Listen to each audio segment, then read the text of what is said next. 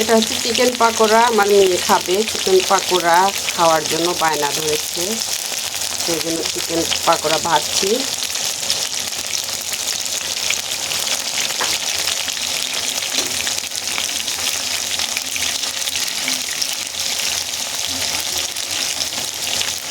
শীতের দিনে কিন্তু একটু ফ্রাই খাওয়াইতে কিন্তু ভালোই লাগে, ভাজা পোড়া, যেমন চিকেন ফ্রাই, তারপরে আলুর চপ, বেগুনের চপ, পেঁয়াজু,